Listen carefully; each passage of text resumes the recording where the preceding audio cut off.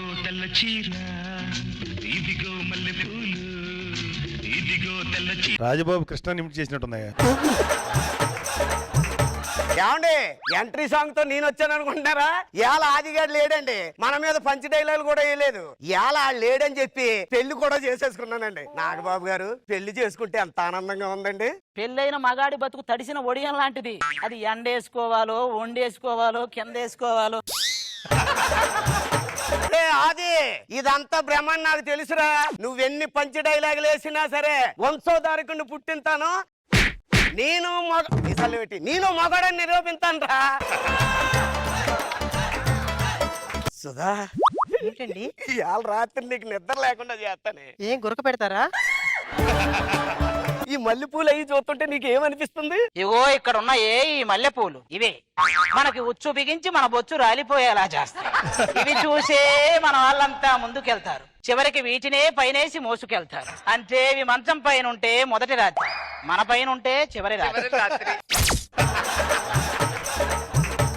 ఒరే ఆది, నువ్వెన్ని మాటలు చెప్పినా సరే శోభనం అనేది నువ్వు కాదు కదా, భగవంతుడు కూడా. ఆయన చెప్పిందంటే తప్పే ఉందండి. ఇంతకీ ఇష్టం ఉండి పెళ్లి చేసుకున్నావు, ఇష్టం లేకుండా చేసుకున్నావా? తప్పక చేసుకున్నా. అంటే మరి నా అందమైన అమ్మాయికి నువ్వు చేసుకోవడం ఏంటి?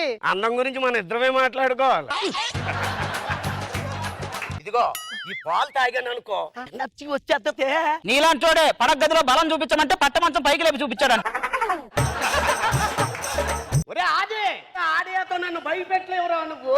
అది కాదే, ఈ పాలు ఉందా ఇది వేసాను అనుకో. ఏంటి బీపీ టాబ్లెటా? కాదే, దొరబాబు ఇచ్చిన టాబ్లెట్.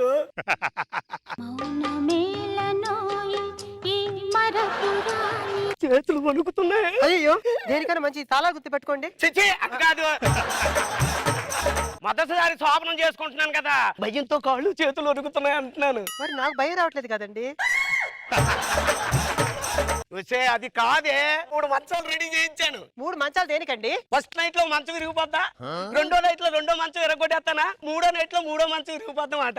నీలాంటోడే ఫస్ట్ నైట్ కాకముందే పెళ్ళానికి వాంతులు కాలేదని ఏడ్చాడంట. ఒరే నువ్వు దూరంగా వెళ్ళిపోయినా దెయ్యంలాగా నన్ను ఎత్తుకురా తినేస్తావు. నన్ను శోభనం చేసుకోను రేట్రా ఆదే.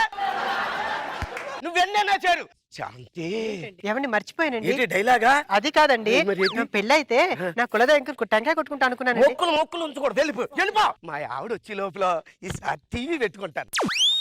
నమస్కారం. ఈ రోజు ఫస్ట్ నైట్ కి సంబంధించిన ఆసనాల గురించి తెలుసు. అయ్యో ఆవో, మనకు కావాల్సిందే వచ్చింది టీవీలో. చెప్పు. ముందుగా 2 చెయ్యిలు ఇలా చాపి ఇలా చేయకూడదు. ఇలా చేస్తే ఇక్కడ అలిసిపోయి అక్కడ ఎనర్జీ దొబ్బుద్ది. తరువాత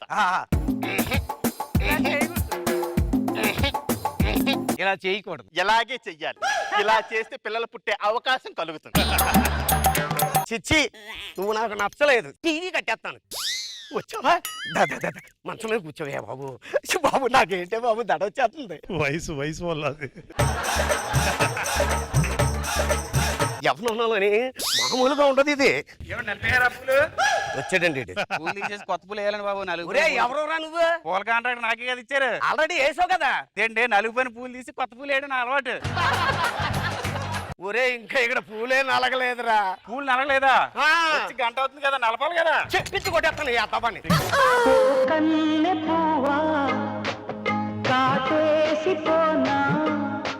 శాంతి నేను ఇక్కడ ఉన్నా, బయట కాసేపు కూర్చోను. చెప్పించి కొట్టేస్తాను ఈ అత్తపని. ఎలా బయటకి? అబ్బబ్బబ్బా, చిన్నతనంలో ఈ కష్టాలు ఏంటో నాకు అర్థమవుతలేదు. ఉండు చెప్తాను. వయ్యారంగా కూర్చోవే. తలుపు కొడుతున్నారండి. రాఘవ్ గారు. జతా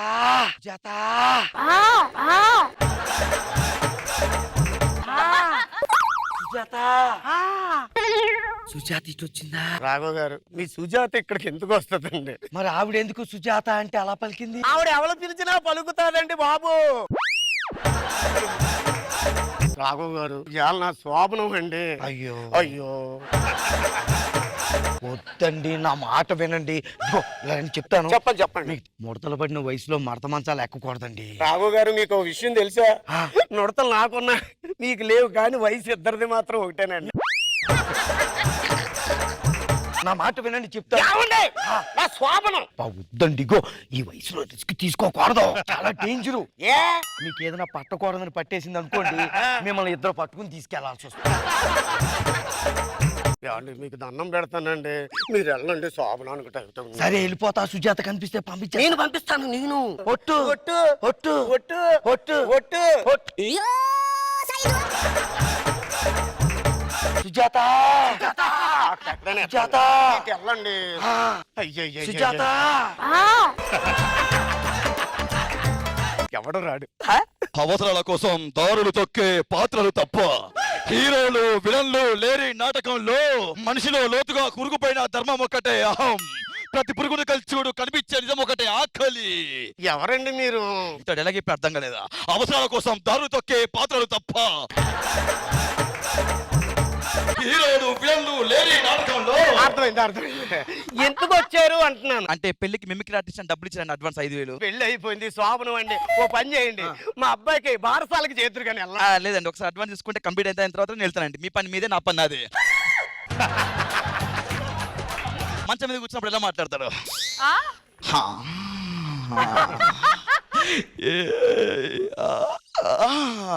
రావుతూ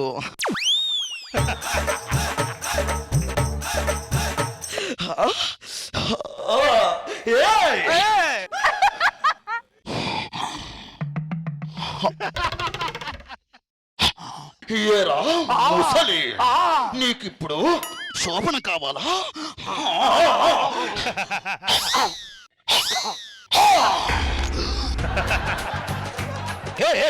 అలా లెగడు.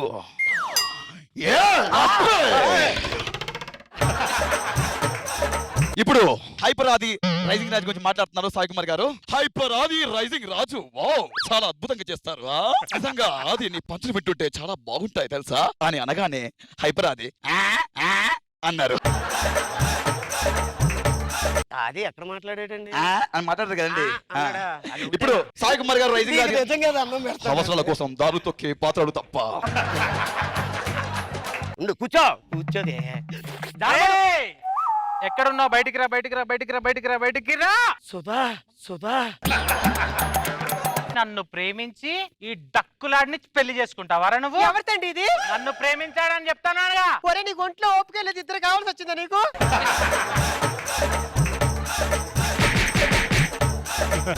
గురుగారు నలిగిపోయా పూలు. నేను నలిగిపోయినరా. ఎవరే ఓ పని చేయరా, నీకు ఎలాగ షూటింగ్ కి ఇద్దరు లేడీస్ కావాలి కదా యూట్యూబ్ కి, వీళ్ళిద్దరిని వాడుకో, నేను వెళ్ళిపోతాను.